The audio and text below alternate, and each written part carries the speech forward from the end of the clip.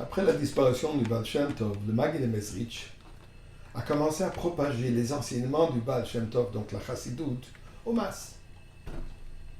Un des élèves du Baal Shem Tov, Reb Pinchas de Koritz, était fortement en désaccord avec cette approche. Pour lui, il fallait garder l'enseignement à un groupe restreint. Un jour, il a trouvé une feuille avec les enseignements du Baal Shem Tov traînée par terre et ceci l'a mis en colère très forte et très contrarié contre le Maggid. L'Alter Rebbe, voyant cela, l'Alter Rebbe qui était l'élève le plus jeune du Maggid, présentait ce parabole.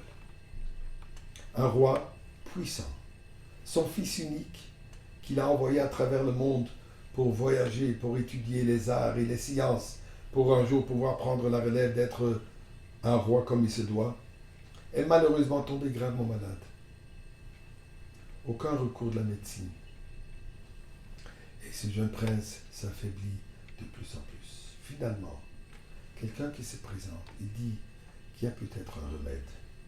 Il y a une pierre précieuse qu'il faut la broyer en poudre et ensuite la mélanger avec un certain liquide, donner au prince à goûter un peu de cela, au fur et à mesure il va pouvoir retrouver sa santé. Le seul endroit pour trouver cette pierre précieuse était d'ailleurs la pierre la plus précieuse de la couronne du roi lui-même, le joyau de la couronne. Le roi qui dit tout de suite à ses serviteurs, faites exactement ce que vous devez faire, tel que ce que médecin conseille, broyez cette prière, et peut-être ça va sauver la vie de mon fils. Les conseillers qui disent au roi, écoutez, Majesté, il y a quelques semaines que votre fils était encore capable d'avaler, ça valait la peine de consacrer votre couronne. Mais maintenant, qu'il n'est même plus capable d'avaler, il se trouve dans un état tellement fatigué qu'il même avaler ne pourra pas. Les chances d'être sauvé par ce liquide est même presque pas minime. Pourquoi consacrer votre couronne, leur royaume, pour un exercice futile? Eh bien, dit le roi, si je n'ai pas de fils, à quoi bon cette couronne? Ça vaut la peine de consacrer toute la couronne pour peut-être sauver la vie de mon fils. Dit l'Alter Rebbe, la couronne, c'est la Torah de Dieu. La pierre précieuse, effectivement, sont les enseignements du Baal Shem Tov. Le fils unique, le prince, c'est Am Israël. Am Israël, dit l'Alter Rebbe, se trouve aujourd'hui dans une situation tellement humble, tellement frappé, tellement fatigué,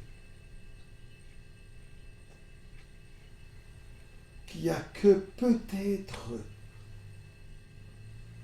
cet élixir, cette pierre précieuse de la couronne divine qui va la ranimer, qui va la sauver, qui va la ramener en vie. Et si c'est ça le cas, ça vaut la peine de consacrer tout pour sauver la vie d'Am Israël. Am Israël se trouvait alors dans un état humilié, malade du galout, malade de l'exil, malade des souffrances, surtout à cette époque, les programmes de Khmelnytsky, l'histoire de Shabtai Tzvi, une situation où les gens étaient complètement, l'Am Israël était complètement démoralisé.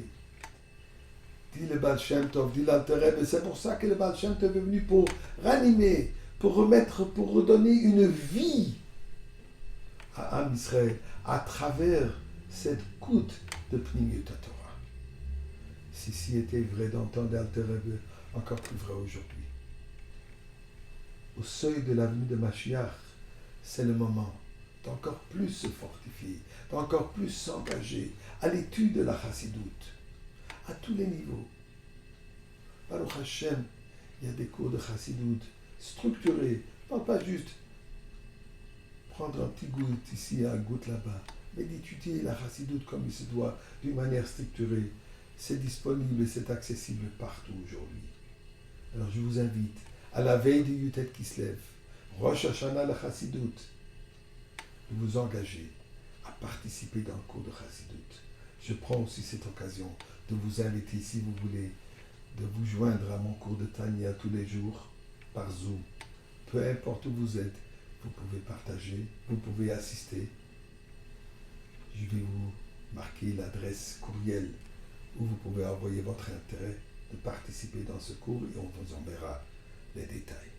Mais bien sûr que nous prions à Kadosh Baruch Hu qu'à la veille de Rosh Hashanah, la Chassidoute, à la veille de Chag HaGeoula, nous ayons déjà la Geoula finale avec Mashiach et nous allons étudier le Torah Hadasha de Mashiach lui-même.